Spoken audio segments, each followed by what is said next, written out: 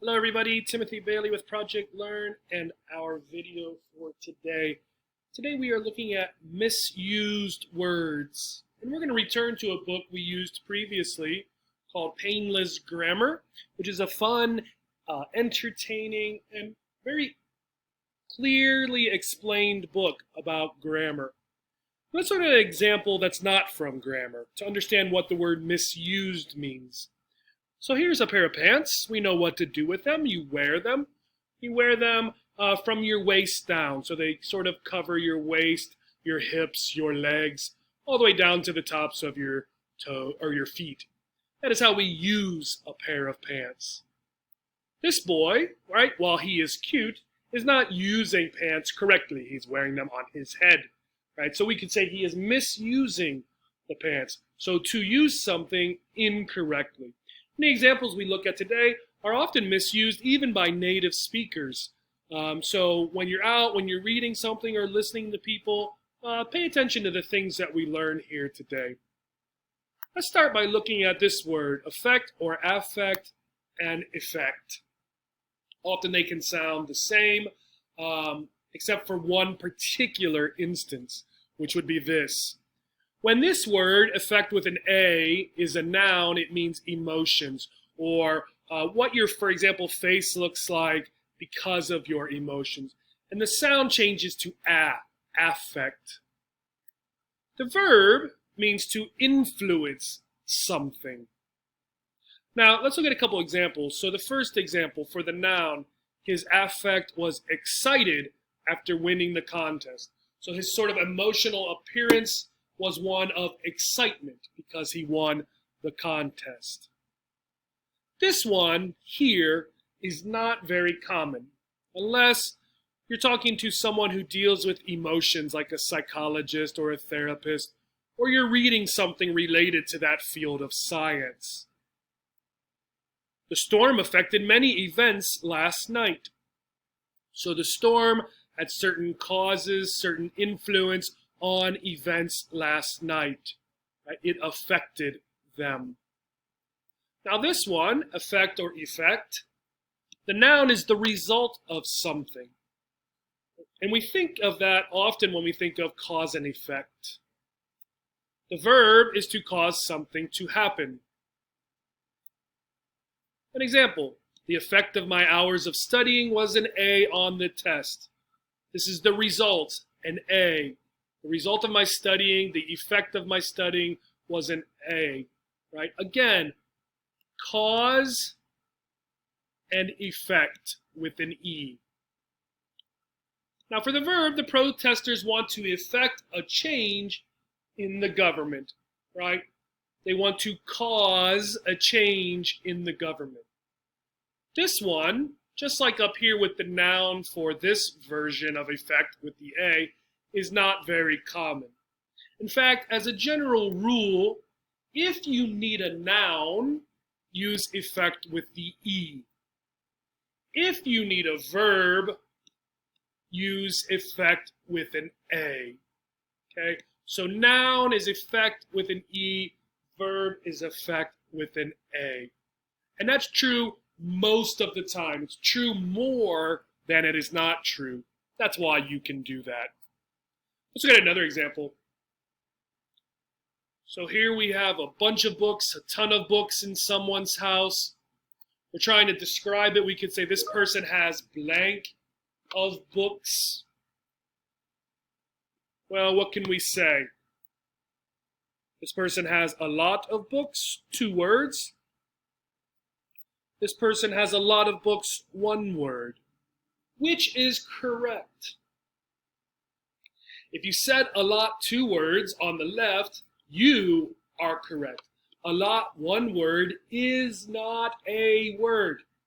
So it doesn't matter how many times a native English speaker writes it, please tell them this is not a word. It is 2 words, a lot.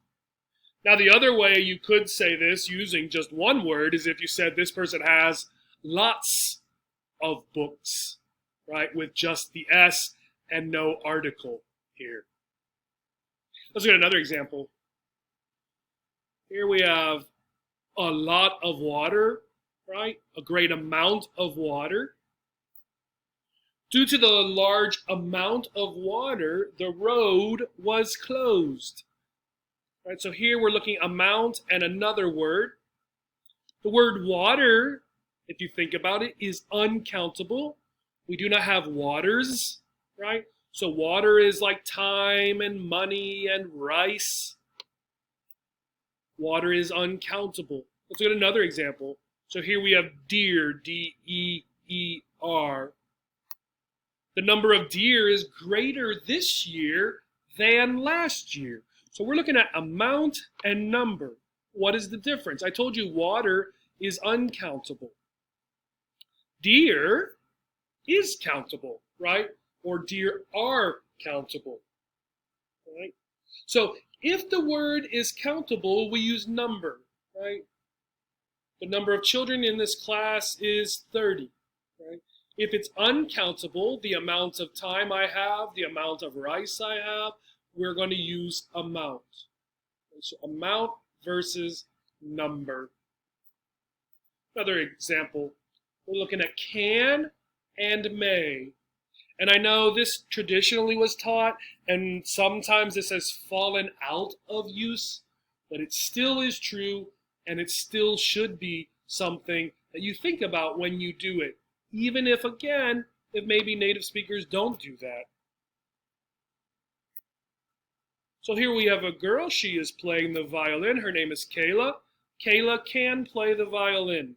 Kayla can play the violin. Kayla has the ability to play the violin, the ability, the skill, the talent, whatever, to play the violin. This is something she can do. Here's a little boy, right? He wants to eat this ice cream. However, he has homework. So his mother or father or grandparents, they're going to say Evan may eat some ice cream after he does his homework. What does this mean? Well, it means that Evan is allowed, permitted to eat ice cream only after he does his homework. So this must be done first, then he can do this. This may is about permission, right? Are you allowed to do something? So you can think about these as ability, something you are able to do, and something you are allowed to do. Okay? Now, may also means possibility. So I may go to the cinema. I may, yes, I may not, right? Maybe. Let's look at another example.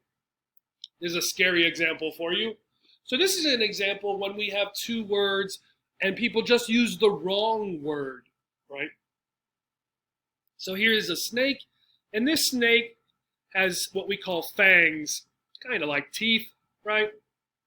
And there's some poison in them, and if the snake would bite you, you could get the poison in you, and then, you could get very ill or even die, right? Some countries, some parts of the United States have these kinds of snakes. So you have to be careful. Now there's another animal here, right? This frog does not have teeth. However, if you touch this frog, right, it has poison. Again, you can become ill or even die. And there's some mushrooms that are like this as well. Now there's two words that people get confused. For the frog down here, the frog or the mushroom that I mentioned is poisonous.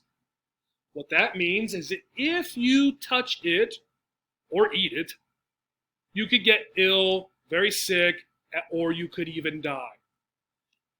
For the snake and some other sorts of animals, if it bites you, the liquid in here, right, that is the poison, right, can injure you. This is called venomous. So some spiders, some snakes are venomous. Venom, without the suffix ous, is the liquid that makes you sick. Excuse me. So the difference, one is if you touch it or eat it, the other is if it bites you, right? Venomous and poisonous. I hope this was helpful. There are a great many of these examples of words that we confuse. Perhaps we'll look at some more in the future. Check out this long list, this Wikipedia page on misused words. And here's another list of common mistakes that people make in their word choice. Thank you for listening and have a great day.